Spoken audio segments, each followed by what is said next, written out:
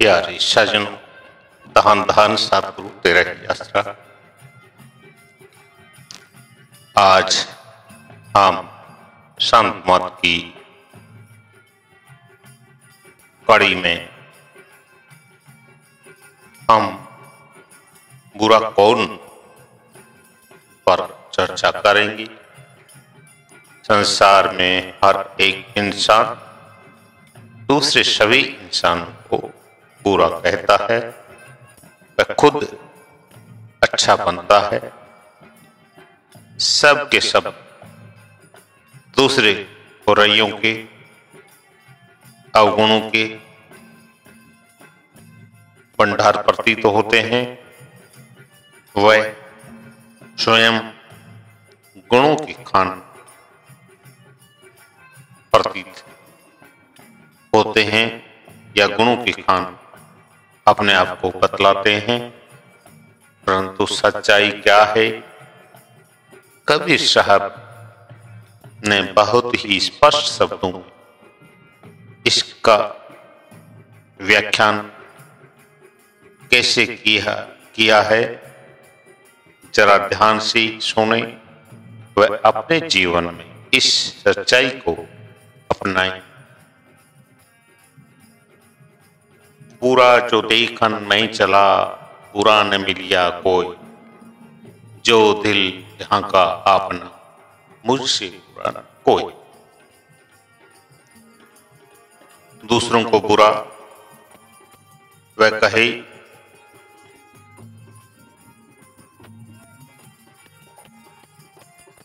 कबीर साहब ने संसार में देखा, परखा, प्रैक्टिकल किया और स्पष्ट रूप से बतलाया कि मैंने सारी दुनिया में घूम घूम के सब चप्पे चप्पे पे जाके देख लिया और देखने से यह पाया कि मेरे को सारा संसार बुरा लगता था, लेकिन जब सारी दुनिया को देखने के बाद मैंने अपने आप को देखा, अपने आप के अंदर दिल में झांका, तो महसूस हुआ कि मैं भी बुराइयों की खान हूं, यानी मेरे बराबर तो कोई बुरा है ही नहीं। तो दूसरों को बुरा वह कहे जो खुद भला हो, और जो खुद भला है वह दूसरों को क्यों बुरा कहेगा। याद रखना, बुराई खोजने से ही भलाई थोड़े ही हाथ लगेगी। दूसरों में बुराई खोजने से उसकी आत्मा में पाप उदय होगा, हृदय में ईर्ष्या जागेगी, मन में अभिमान उठेगा, दूसरों को नीचा दिखाकर स्वयं श्रेष्ठ बनने की दुर्भावना उत्पन्न होगी। इससे एक तो उसकी जिह्वा अपवित्र होगी, दूसरे सुनने वाले की दृष्टि में वह गिरेगा। यह सोच या समझ तो श्रेष्ठ जनों की है, किंतु सभी लोग एक जैसे नहीं हैं। इनसे अलग असंतों की रीति इससे सर्वथा विपरीत है। सास बहू की बुराई देखती है तो बहू सास की। मजदूर के लिए मालिक बुरा है, मालिक के लिए नौकर। स्त्रियों का तो, औरतों और महिलाओं का तो प्राय मनोरंजन ही है, दूसरे में मीनमेल निकालना। वैसे इस कार्य में अब पुरुष भी पीछे नहीं है, उनका आचरण भी इस मामले में महिलाओं जैसा हो गया है। माना कि दोष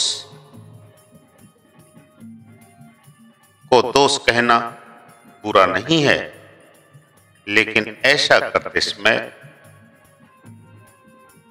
हमारा दृष्टिकोण रचनात्मक होना चाहिए।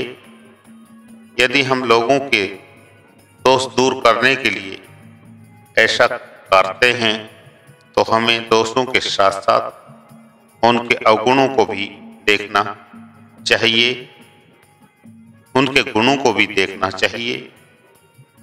इसी का नाम आलोचना है। यदि किसी को उसके दोष सद्भावना से गिनाएंगे तो यह माना जाएगा अपना सुधार करेगा, अन्यथा यह चिढ़ेगा और लड़ेगा। तो हम किसी को भी सुधार करने के लिए सिर्फ उसके अवगुण बताते हैं, उसके पीछे हमारा कोई दुर्भावना नहीं है, तब तक तो ठीक है। और हम सिर्फ गुणवान बने रहें तो दूसरों को हम भला बुरा ही कहते रहें और खुद को नहीं झांकते हैं, तो ये गलत बात है। इस विकार रूपी संसार में सभी जीव भूल जाते हैं कि किसी में कम तो किसी में अधिक दोष होते हैं, बुराई होती हैं, परंतु दोष थोड़े बहुत सभी में होते हैं। सभी थोड़े थोड़े बुरे होते हैं। और कबीर साहब ने तो बिल्कुल स्पष्ट ही कर दिया कि सारी दुनिया को देखने के बाद जब दिल ढांका अपना तो मुझसे बुरा न कोई, मेरे से तो खराब कोई है नहीं। आप कितने ही भले क्यों ना हो परंतु निर्दोष नहीं हो, इसलिए किसी दूसरे का दोष मत देखो। देख भी जाए तो उसकी निंदा ना करो। यह भी देखो कि तुम्हारे अंदर भी वैसे ही दोष हैं या नहीं हैं, जो उसके लिए पश्चाताप करो और कोशिश करो जिससे कि वह मिट जाए। याद रखो कि दुनिया तो उसी रंग की दिखती है जिस रंग का चश्मा पहना होता है। खुद का अगर मान रखो, बोलने के लिए अगर जीभ मिली है तो सुनने के लिए भी कान रखो। नेक कार्य निरंतर करते रहो। कोई आपका सम्मान करे या ना करे, लेकिन आपकी अंतरात्मा सदा आपको सम्मानित करेगी। इससे बड़ा सुख जीवन में और कुछ नहीं हो सकता। जिंदगी में इतनी काबिल बनो कि परमात्मा किसी गरीब की मदद करने के लिए तुम्हारी जेब का इस्तेमाल करे। कबीर साहब का महान कथन हमेशा अमर रहेगा।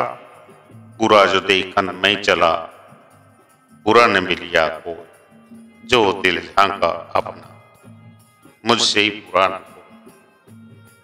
तो कोई भी गुणों की खान नहीं है, किसी में कम तो किसी में ज्यादा, थोड़े बहुत अवगुण होते ही हैं। अगर हम सुधार के लिए किसी के अवगुणों को बताते हैं वहां तक तो सही है, और सिर्फ मीन मेख निकालने के लिए ही अगर ये करते हैं तो ये दुर्भावनापूर्ण है, ये गलत है। इसलिए कबीर साहब की बतलाई हुई चीज कबीर साहब ने अपने आप को बिल्कुल नंगा खड़ा कर दिया।